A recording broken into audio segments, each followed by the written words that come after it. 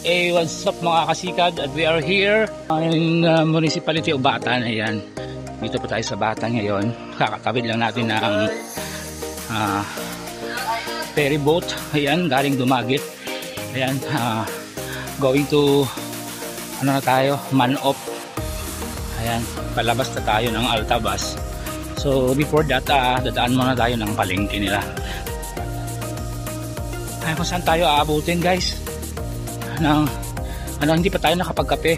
Ayan, hanap tayo ng mga pwedeng makapagkapehan or mga batsuyan dito guys. Ayan guys, maaga pa tayo. Mga alas 6 siguro ko kanina nanggaling ng Kalibo. Ayan mga kasikad. So ayan, oops, ayan, liko na tayo. Kanan. Ayan yung palengke nila.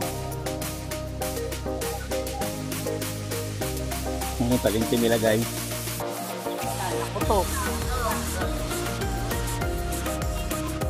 Ayan, palengke nila guys. Dadaanan lang natin yan kasi hinahabol tayong oras. Ayan mga kasikat, ito yung sinasabi kong panibagong araw, panibagong ride. Medyo